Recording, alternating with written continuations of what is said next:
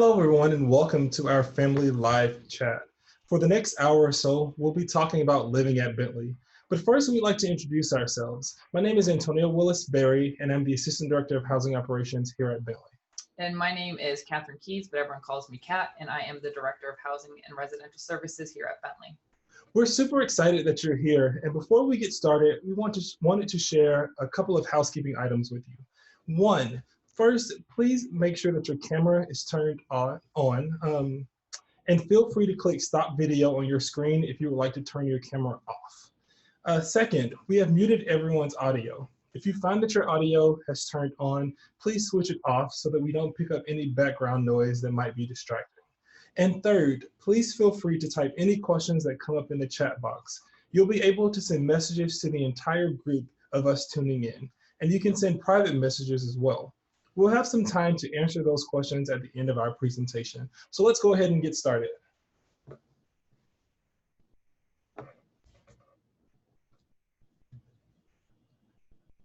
So let's talk a little bit about who the Residential Center is. The Residential Center is located in the Student Center in Suite 320. Our normal business hours are 8:30 a.m. to 4:30 p.m. on weekdays during the academic year. Over the summer, our hours are adjusted, so we are here Monday through Thursday, 8 to 5:30. We actually have 24 residence halls on campus, and we have a staff of 15 professionals and 98 student staff members that are known as RAs. Our goal is that your students feel safe, included, and at home when they are living within the residence halls. We guarantee that a member of our staff will get to know your child, and in return, your child will get to know our staff. We are available during normal business hours, as I said before, and you can always reach out to our office. We're also available 24/7, 365. So after normal business hours, there is an administrator on duty, which is one of our residence directors. They assist with any student crises, facilities issues, and emergencies that may arise on campus. You or your student can always get in contact by the AOD by either reaching out to the RA or actually calling University Police and asking them to contact the AOD. So let's talk a little bit about our staff. First is our RAs, as Kat said, our resident assistants. And the RAs are returning students who live within each community, and their job is to explain policies and procedures, to facilitate programs, and to assist students and residents as needed during their nightly duty shifts. They're on duty every night from 7:30 p.m. until 8 a.m., and they're trained to build community, mediate conflict, and be resources for all students on campus. Our resident directors who oversee our RAs are master level professionals who oversee the day-to-day operation of the residential buildings. RDs mediate student conflicts, they respond to crisis, and they help maintain the physical integrity of our buildings. As Kat said, there's always a resident director or an AOD on duty for emergency situations across campus when the administrative offices are closed. Here are some ways that you can get involved within our residence halls. The first one is the Residence Hall Association, and that's our main body of students who are representing those who live on campus. So that's very different than SGA. So the RHA, or the Residence Hall Association, represents and connects with all students who live on campus through legislation, policy development, and programming. From there are smaller RHAs, which we call hall councils. And each building has their own hall council. And this is the way that we see most transfer and first year students get immediately involved in the residential experience, is through the hall councils. Hall council represents and connects students with those who live in their particular residence halls. And they also will receive information on elections and how they can get involved during their first week of classes. So make sure to look out for those emails. So you may be asking yourself, why does my son or daughter want to live at Bentley? And housing is available when classes are in session and even extended through the academic year in the summer through an additional application process. So we essentially offer housing throughout the full year. We find that students living in the residence halls will benefit not only from developing a sense of self, but will also build connections pretty immediately and belong to a community. Just based on their mere proximity to living amongst other people, they'll have the opportunity for self, connections, and community. So this is my favorite part. So students should have gotten an email on both May 30th and then June 12th reminding them that they need to sign the housing contract to confirm that they will be definitely coming and living at Bentley because a space has been reserved for them in our residence halls. So the housing contract is available currently on our Housing Student Self-Service portal, and students will need to use their Bentley email address and password to log in.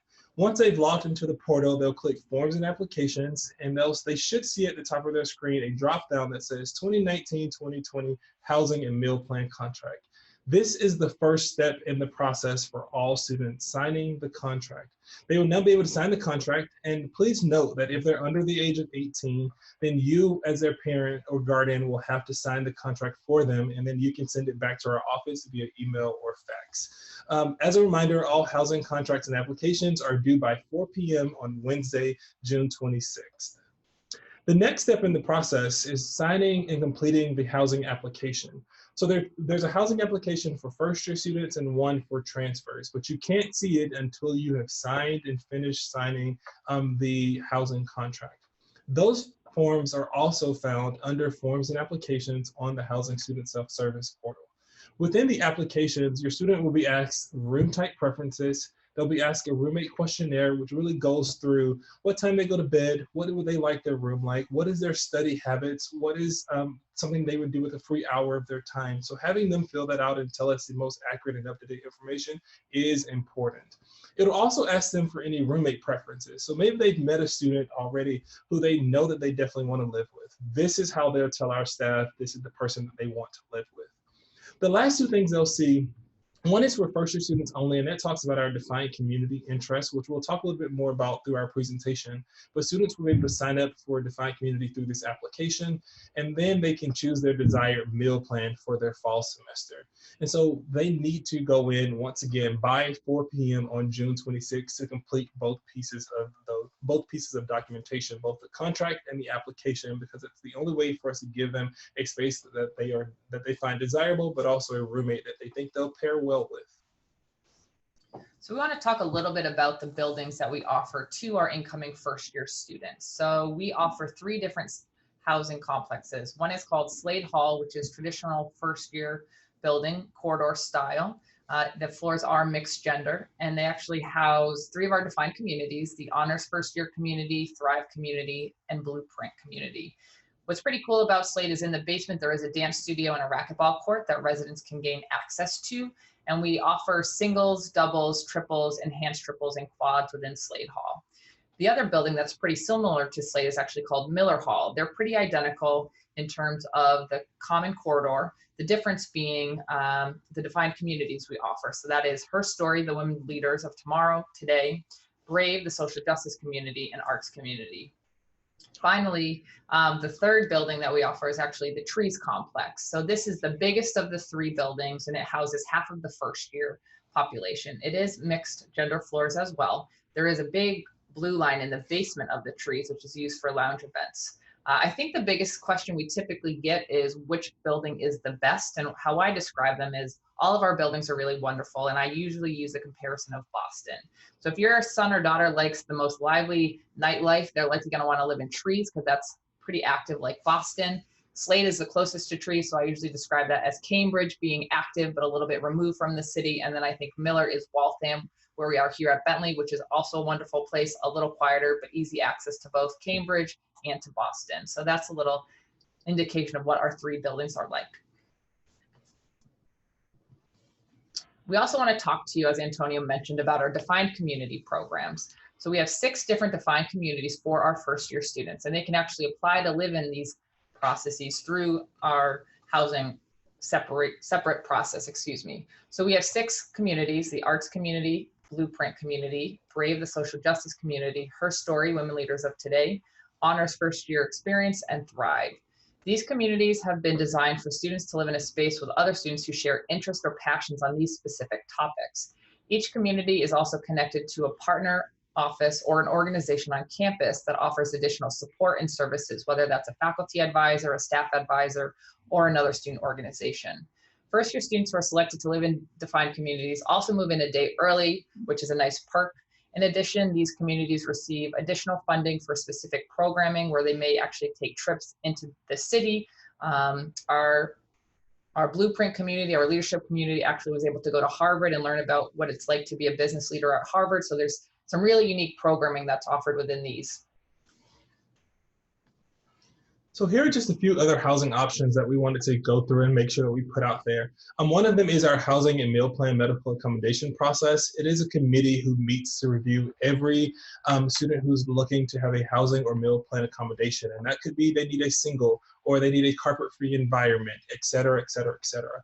And so that information is available on our website. And if you are unsure, your student also got this in an email from us on May 30th and June 12th. So please have them take a look at their email, their Bentley email address. And if they don't have that information, please reach out to our office. You can email us at housing@bentley.edu, and we'll put that up again at the end of our presentation for you all. The second thing is Bentley University is committed to creating an affirming community for our transgender, genderqueer, and gender nonconforming students. Our office works with students to find a housing situation that is both affirming for them and support each student's academic growth. So students can tell us through their housing application how they would like to be defined for their gender. And then we reach out and have conversations with those students about what is going to make the most sense for them from a living and housing perspective. And so it's not us placing students immediately based on what we see on a form. We really like to take every student's gender and their identity in mind when we're placing them for housing. So now that you know a little bit about the housing process, the application, the 3 different main residence halls for first-year students, we'd like to talk to you a little bit about dining. So first-year students can either be on the unlimited or the value 15 meal plan. Our dining program is actually offered through Sodexo, which is a third-party vendor, and the students living in a suite can select the unlimited, the value 15, or the value 12 meal plan. And finally, students that may be living in an apartment are not required to be on the meal plan, but may actually select the unlimited, the value 15, the value 12, the 921.60, or the apartment plan. The number that you see correlated with the meal plan indicates the number of swipes going into the main eatery we have on campus called the 921. So for instance, the value 15 means you get 15 swipes, which is an entry into the main dining hall. So 15 entries for the week, 12 being 12 entries for the week, and the unlimited, of course, meaning you can go in as many times as you want. The 921 found in the Student Center is the all-you-can-eat option on campus. The 921 also offers My Zone, which is an allergy-safe pantry, and Simple Servings, which is an allergen-safe hot food station. There's many different types of food choices there, whether it's salads, sandwiches, pasta. They have a grill in the back. You can actually create many of your own personal cravings depending on how creative you can be with the different ingredients that are offered. Students can also use their discretionary dollars, which are also correlated with each of the meal plans at our various retail locations around campus and at the La Cava Lower Cap, which is closer to their academic buildings. If you're interested in learning a lot more about our dining, as I mentioned earlier, Sodexo is our provider and their website is up on the screen. And we wish you happy hunting with the meal plan. So move-in is really right around the corner, and there's a lot that needs to occur before this date arrives. But we did want to talk a little bit more about our move-in, to provide you with move-in information and really talk to you about the process. So up on the screen right now are 4 different move-in sort of pockets or chunks that students fall into. One is our Mosaic participants, and they should have gotten an email from the Multicultural Center about coming in for the Mosaic program. But those participants will move in on Monday, August 19th from 10 a.m. to 12 p.m. The defined community participants, which once again, you have to sign up through our housing application to be in the defined community. Those students who are accepted into those defined communities will move in on Tuesday, August 20th from 1 p.m. to 3 p.m. Our first year students, so about 700 to 800 of you will arrive on August 21st, Wednesday. And we have a staggered move-in time to be able to give you the best and most part of our attention once you arrive to campus. So we ask that you arrive during those times. If you arrive outside of those time blocks, then we will have to ask you to move over to the side until we can get to your time block. So the time blocks are 8 a.m. till 10:30 a.m. for people who are living in Maple Hall, Oak Hall, Slade, Spruce, and Spruce Halls. Maple, Oak, and Spruce are part of the Trees complex, which Kat talked about a little bit earlier, so that seemed a little bit confusing, but that's where it's a complex of 7 buildings, and so that's where they are. From 11 a.m. to 1:30 p.m. it's those students who live in Alder, Birch, Cedar, Elm, and Miller Hall. So once again, make sure when you get your housing assignment, which I think is a little bit further down, it will tell you exactly what time your specific move-in time is. So we ask that everyone please abide by those move-in times. And then last but not least is our transfer exchange student. They are going to move in also on Wednesday, August 21st, but they'll move in during that later part of the afternoon, so 11 a.m. to 1:30 p.m. If you arrive to campus after the move-in times that we've given, that's okay. Just please make sure you communicate that with our office so that we can let the appropriate parties know that you'll be arriving a little late. But we highly recommend you arrive on time because there's some awesome things that are going to be happening for orientation. So make sure you're here for that. And then the last thing is on July 24th, which is a Wednesday, it's a big day for our office because that's when we'll send all housing assignments out to everyone. And so I know it's going to be a little bit of a anxiety-driven time waiting until that day, but I promise you, once that day comes, you will have your assignment. We'll probably send it out later on in the afternoon. So if you don't get it from us that morning, that's okay. We haven't forgotten about you, but you should expect an email from us on July 24th with your housing assignment. And we're really excited about that, so we hope you are too. So the last thing we want to talk about, we are on social media, so make sure you find us. We're at Living at Bentley on Instagram, at Living at Bentley on Twitter, and also on Facebook. Make sure you follow us because we post some really awesome things throughout the summer, whether that's what the buildings look like, talking about how to get the best of your first year experience. We'll be posting some awesome things through the school year too. That'll keep you involved. As parents, you can also find us, and guardians, you can also find us on those places too, and those channels too. But we really are targeting students, but you can also reach out to us that way as well. And as a reminder, July 24th is the date when you'll find out your housing assignment. So we look forward to talking with you all a little bit more soon. So now we'd like to give folks an opportunity to ask us questions. And then as Antonio mentioned, our contact email is housing@bentley.edu. So any questions, if you're not able to ask them now, or if you have more after you've talked to your child, please send them our way. And our website is also listed above. So what's on your mind? So my name is Lauren. I work with the Office of Orientation, and I'm just going to be asking you all some questions. I also see that there's a question in our chat box here. So some folks are wondering if students need to fill out the roommate questionnaire, even if they found a roommate through the Facebook group. Yes, so we still ask that everyone complete the housing application and the roommate part of it. I think what's helpful there is we will use it throughout the year. So if you and your roommate unfortunately decide to go in different ways, we might come back to that. But we find it helpful even for everyone. So everyone has to fill it out. It's a piece of the application. It also offers us, as Antonio mentioned, some great insights into that particular student as they're a sophomore and a junior. It's a profile that stays with them. So it talks about maybe how early or how late they like to go to bed, how clean they are, or maybe how messy they are. And you probably know that as a parent at home, maybe more honestly than they fill it out, but it is very helpful. Okay. And can you all talk a little bit about the laundry services on campus? Yeah, so that's a good question. We just recently updated and upgraded our laundry system. I want to say it was 2 years ago at this point. We have automatic laundry solutions. It's a Waltham, not really Waltham, but it's closer to Waltham based area. So they are always on campus if something goes down or something breaks. So it's awesome and our students love it. It does cost $175 to wash and dry. Depending on the size of what you're washing, the amount could increase by 10 to 20 cents. So it could be $175, $185, or $195. But it is a typical standard laundromat dryer and washing machine. They are in every community. So students who have access to them, there's a large number of them per room or per building. So while your student might not find one immediately when they walk into the room, if they come back 5 or 10 minutes later, there will definitely be one there. There's an app for it, which is increasing, and students are using it more often, which I love. You can pay straight from your phone, so there are no coins. So we don't use coins anymore. You really pay straight with your smartphone. And if students don't have a smartphone, please have them come and see our office, and we can do some workarounds to help them out with that. Absolutely. And then we have another question here: if all dorm rooms have air conditioning? So yes, every single room on campus has a AC and heating unit. Some are the individual units that kind of look like they're hanging outside the window, where other units are actually central air. So it's based on system, but within the first year area, each room has its own individual heating and AC unit. They are set on a temperature set point scale based on the university, because of course we want to remain sustainable, but it's definitely a nice perk here at Bentley.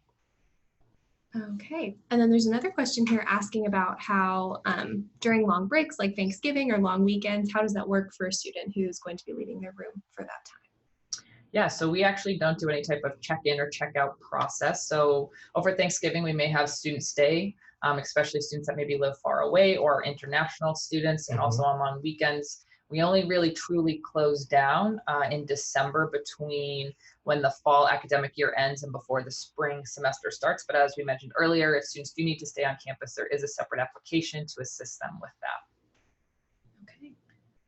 And then someone else is wondering too if you can have a microwave or a mini fridge in your room. Definitely. You can have both. I highly recommend that students talk to their roommates beforehand, because what you don't want to see is for two students to arrive with the exact same furniture, or two microwaves or two mini fridges, unless you really want that. But I don't think there's enough room for two of them to fit comfortably. So I highly recommend talking ahead of time. You can buy them separately, or you can buy them both together as a micro fridge option. That is something that most students utilize here at Bentley. There is a company that we utilize. So if you want to email GA Housing or housing@bentley.edu, we can send you along that contact information for the provider that we have on campus. And then there was another question up here that I wanted to make sure we got to. Yeah. So for the Faraway Falcons program, as an international student arriving on August 20th for move-in, if they don't require transit from the airport, do they still have to sign the Faraway Falcons contract? Yes, they do. So it's helpful if you are looking to attend that program to submit that. There are some students who don't need transportation from the airport. Maybe we'll get themselves here individually. But since you are here early and there are different offerings for that program, we want to make sure that we obtain all the information for our students that will be on campus. Can a student's belongings be sent prior to move-in? Is there a holding area for these things? Unfortunately, no. I wish we could say yes. As we're preparing to arrive for our students, as we're preparing to help the campus for our students' arrival, our facilities team is working pretty diligently to clean the buildings, because over the summer the buildings aren't in use based on our conference services team. So some folks have in the past connected with maybe a local storage unit to have items sent there. And again, you can email housing if you need recommendations for local storage units, but unfortunately, no, we do not accept belongings early. And do you all have any information on family weekend? Dates for that, or what typically happens during that time? Yeah, absolutely. So for family weekend, I believe it's going to be November 1st to the 3rd. There should be more information on the website, and you can also email GA orientation for specific information regarding that weekend. It's a lot of fun. Okay, and then I just saw a question here. Can you choose which hall you prefer to live in? So no, you can't. And that's something we had a long time ago. I think we've moved away from it because the halls are so similar. I think what ended up happening is we'd have 500 applications for Miller Hall and not enough to go into the Trees complex. And so unfortunately, we didn't have the space. So we kept having to tell people no, no, no. And it just made more sense to remove that barrier. I think for students who want to live in the defined communities, those are tied to a specific hall. So you could take a look at that if you're interested in it. But that would be the only way to select a building. But they all are similar. I think as Kat defined them the best way that I would have also, with them being like Boston. So we're not a large enough campus that they feel so spread out. I think you can. I've done it a few times. Walk from Miller to Slade or walk from Miller to Trees, and vice versa. And it's maybe a 2 to 3 minute walk. But we are a walkable campus. And so what I love about our buildings in particular is that each of them creates their little own name or community of their own. And so while you might have friends who live in Slade, what I find is more people actually want to stay in Miller, or more people want to stay in Slade, or more people want to stay in Trees because of the tight-knit community they've created around them. So it isn't really about the building, it's about the community that you're living in, and that's the awesome part about living here. I would also add too, as a residential student, you have ID access to the other residential buildings on campus. So if for some reason your son or daughter had friends in the other building, they'd actually be able to swipe in and go visit them as well. So it's a nice perk. Can you all talk a little bit about campus security and things that happen in the dorms, just like campus safety and things like that? Sure. So we do have a fully sworn police department on campus, in addition to the residential life staff. And they are fully functioning in terms of safety, security. Also, we have folks on staff for our police department that are EMTs as well. So anytime a call would come in for safety or security purposes, sometimes I think specifically in the beginning for new students, if they needed help, they may call 911, and we actually discourage that because the 911 dispatch center will actually reroute the call to our police department, and they will be the first responders. You have our staff, as Antonio and I mentioned earlier, so there are 98 RAs on staff. Every night we have an RA on staff, and on weekends it's 2 RAs per team. They carry around a duty cell phone, so the residents have that number, and it's also advertised on each of the entry doors. So if any student needs anything, they can get in touch with the RA that way. And then of course we have our administrator on duty, who's the RD, which is the master's level professional that the RAs will call up to should a more serious issue arise and assistance is needed. The AODs will also call home if something is very serious that night. We're going to be as transparent and communicative with parents and guardians. And then also in the hallways, there are call boxes in each of the buildings. So if for some reason someone needed something, they can actually hit the button on the call box, and that connects them directly with dispatch at our police station on campus. There's also call boxes at the entrance of every building, and they're what we call blue lights around campus. And so as you're walking through campus, you'll see a blue light that's just randomly placed throughout in multiple places. Our RHA does our RHA and SGA does a walk every year with University Police to look at dark spots on campus as well, and to places that we can put more lighting for students too. So that's another way that we're adding to the security of the campus. And as Antonio mentioned, the RAs actually sit, I don't know if you mentioned this, maybe we should have. The RAs sit in a duty office in each of the residence halls. So when you walk in as a student or a parent or a guardian, and if it's when they start to be on duty, which is 7:30 at night, they sit in the office unless they're doing an active round, meaning walking through the buildings of their communities. And again, it's to build community, remind residents about policies and procedures, and enforce policy if it is necessary. Cool. And can you all talk a bit about what items that students are not allowed to have in their rooms? Yeah. So one thing we often hear is people wanting to bring in their own furniture, and so we unfortunately cannot have students bring their own furniture into campus. It is a fire hazard and one that is extremely discouraged, and a part of our handbook and along with the contract that students sign that say they will not bring furniture into the buildings other than what we've supplied. In the rooms, there's actually a lot of furniture. Though there's a desk for each student, there's a desk chair, there's a bed and mattress for each student.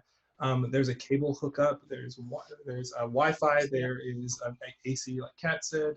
There's a dresser for each student, there's a closet for each student. So I think the rooms are somewhat packed with things for them already to have. So there's no need, unfortunately, to add additional things to that space. So that's one thing they shouldn't bring. Anything that has a hot plate on it or can easily easily flammable, they can't have until we don't want that. Yeah, we don't want that. We like our buildings, we don't want them to burn down. But they can have that when they move into an apartment. So if they can hold off until they move into an apartment, that's great.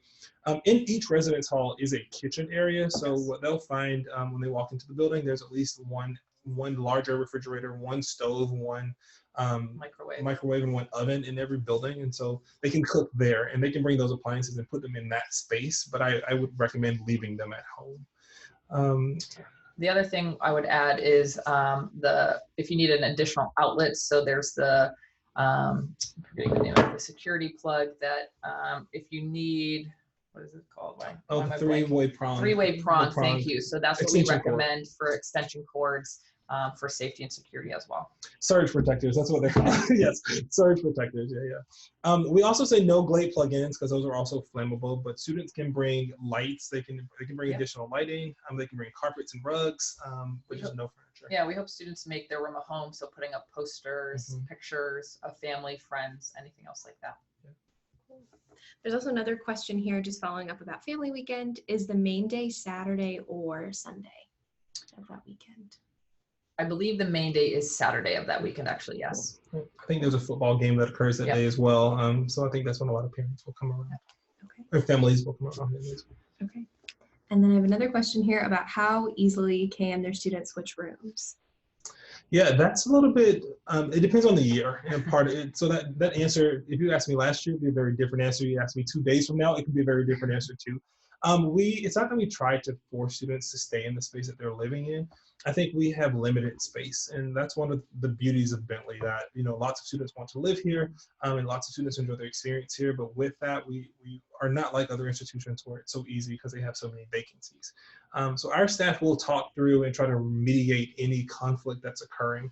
But if we find that we're unable to, we can move them to a different room. But I do think that there are some steps that we like to take. And a piece of it is because this is a learning environment, and it goes back to what we talked about at the beginning. One of our missions is building community and figuring out a sense of self. And a part of that discovery is really learning how to navigate and negotiate through conflict. And so it's not that we're forcing students to stay in their spaces, it's just we want to see that they've tried to live with someone else before we immediately move them. So I know that's a hard answer and a long-winded answer to say sometimes, but it really just depends. But we are there to help them work through any conflict that they have. That's both me and Kat, the resident director staff, and our RAs. And the RAs do a lot of the mediations and a lot of the conflict resolution. So I would say talk to them first, and then we'll see how we go from there. And I would also add too that every student incoming has to fill out a roommate agreement with their roommate, and that's to kind of help them plan and be proactive regarding, like I mentioned earlier, cleanliness. Do they go to sleep with the light on? Do they go to sleep with the light off? When can they have guests over? When do they not want to have guests over? Can their room be social? Do they want the room to be a study place? And we find that when students take that seriously, it works out really well to avoid conflicts. Yeah. The other thing I'd mention is the first 2 weeks of the semester, we typically actually don't allow any moves. And the reason being for that is we're actually completing a census at that time. So we want to make sure that every student who has communicated to us that they are moving in has actually moved in. So it's completing a census for the institution to make sure all of the right folks are here. And we communicate that up to the registrar's office as well. Cool.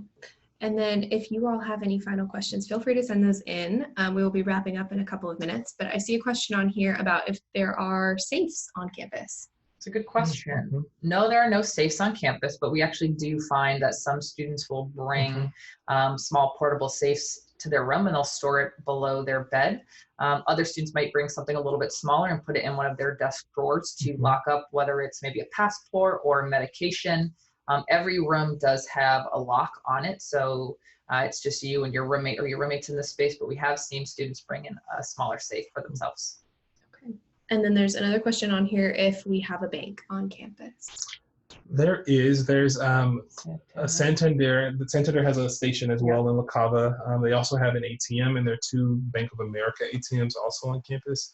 But those would be our 2. Okay. Alrighty. Well, hang on. Oh. There are 2 more questions that have just come in. Okay, no, this is great. Okay, do students carry their own EpiPens with them? So yes, typically students will carry their own EpiPens with them. As I mentioned earlier, we do have EMTs on campus through the police, and they actually will carry EpiPens with them in case a student is going into anaphylactic shock and someone calls. But yes, that's our recommendation. I think also from a safety perspective, our response time for university police is very different than what you might see in a city or a more suburban area or more rural area, I think as well. Our university police says that it takes them about 2 to 3 minutes to get to a situation. I think it depends on what that first call looks like. Is important. And so if a student is having a need for an EpiPen, I think when they call for assistance saying that this is what needs to happen, this is where we are, and this is what I want, and the university police will be there immediately. But their response time is really quick. I'd also recommend maybe when your student arrives at Bentley that they go over to health and wellness and they can connect with the staff on campus regarding any allergies they have and just overall safety and what it looks like to have an EpiPen at a university. The staff over there are wonderful and they're always happy to help. Okay, and then there's another question on here about for each room, is there like a keypad or swipe access? That's a good question. So it changes, but within the first year building specifically, there's actually 6 individual numbers. So it's like a circle with each Roman numeral 1, 2, 3, 4, 5, and 5, excuse me. And we provide room combinations that are random and safe in terms of where they're secured and stored, and we provide those to only the students of the room. So they have to actually punch in the numbers in order to unlock their door. Great. Do we have a campus-wide text alert for emergencies? We do have a campus-wide text alert for emergencies. The university is also upgrading, and information will be rolled out later in the summer regarding the Guardian, which is an app the university will be using to communicate additional emergencies on campus. And then what are the requirements for opening a student bank account? This is applying more to an international student. I can't answer that specifically, so my recommendation would be to email orientation@bentley.edu, and they'll be able to connect you with the right person to make sure that answer is correct. Okay. And then I believe this is going to be our final one, so we will wrap up after this one. If you have any further questions, please just email the email that's on your screen right there. But so this is our final question. This person's wondering about specifically foods labeled for a nut allergy, but if you would all talk about dietary, like allergies and things like that. Sure, for yeah. dining. So in the 921 and at all of our eateries on campus, there should be labels at each station. So it will indicate what's included within that meal. So yes, it should be labeled for any dairy or gluten issues. However, our 921 facility is actually peanut free, so there should not be any peanuts within the 921. There is the simple serving station, which is free of the 4 main allergens, and then our simple serving, or excuse me, our My Zone, which is actually a separate part of the main dining hall in the 921, where students actually need to provide swipe access with their Bentley University ID in order to get into that to make sure there's no cross-contamination. And I think any student, if you have concerns about dining or you are unsure, if you want to send us an email at housing@bentley.edu, we can definitely point you in the right direction of our dining specialist and our nutritionist who is willing to talk with students about how they can best utilize the 921 for their diet or for their dietary concerns. So yeah, make sure you send us an email and we can sort of help you navigate who to talk to in the dining hall about that. Well, we're really looking forward to meeting your son or daughter soon and welcoming you to campus as well. If you have any questions, like Antonio said, please email us at housing@bentley.edu, and congratulations on their acceptance. Congratulations. Have a good night.